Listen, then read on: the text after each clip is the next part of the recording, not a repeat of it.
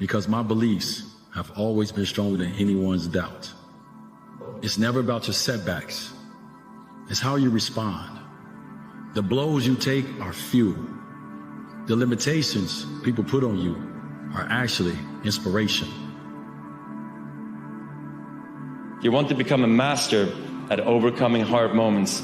That is, to me, the sign of a champion. The best in the world are not the best because they win every point. It's because they know they'll lose again and again and have learned how to deal with it. You accept it, you move on, be relentless, adapt and grow, work harder, work smarter. Remember, work smarter.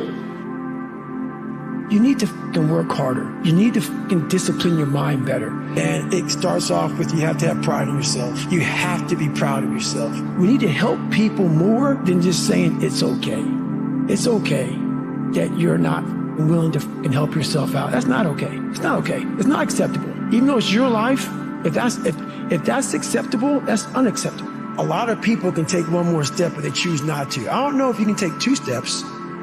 You got to answer that question after you take the first step. But if you wake up in the morning and you don't want to do something, you don't care enough about yourself, because that is the number one purpose in life, is to better oneself. The man who never fell has no glory. The man who fell and got back up, that's where his glory is. The man who fell 20 times and got up 21 times, that man has even greater glory. Way more courage than the guy who was so strong from birth that he never failed. There's no glory in that. If you're struggling in life, whether it's emotionally, physically, mentally, spiritually, financially, whatever it may be, it's very easy to look at your life and just see chaos. It's very easy to look at your life and just feel the weight holding you down. So wherever you're at, no matter what your situation is, I want you to stop for a minute and understand this. You don't have control over what happens. You don't get to decide the outcome. But what you do have control over is what you do. And what you do influences the outcome. So what you need to do is sit down and decide, okay, what do I have control over? My effort, my attitude, my actions, who I spend my time with, who I don't spend my time with, the food I put in my body, the information I put in my brain. If all you do for the next 3 months is hammer down and focus on those things that you have control over and forget about the rest is going to take care of itself. What if it turns out better than you expected? What if you can trust yourself to be able to handle it? And what if all those things you've been dreaming of are actually closer than you might realize? The act of closing your eyes and rehearsing who you're going to be when you open your eyes begins to install neurological hardware in your brain to look like you've already done it. Now the brain, which is typically a record of the past, now becomes a map to the future. And if you keep doing it, the hardware begins to become a software program and you start behaving differently. And then if you can teach your body emotionally what the future will feel like, that means then you're not going to wait for your wealth to feel abundant or your success to feel empowered or your new relationship to feel love. In fact, the moment you start feeling abundant, you're generating wealth. The moment you start embracing empowerment, you're stepping towards your success. The moment you're in love with yourself and you're in love with life, you start creating equals in your life. Now that's causing an effect in your life. Winning is a wonderful outcome. It's just not a great purpose. Your purpose for life should be rooted in who you are. So if your purpose is who you're becoming, it can't be shaken by wins or losses, failure or success. You should want to win. You should want to be the best. These are great aspirations, but they should be outcomes of the person that you're committed to becoming.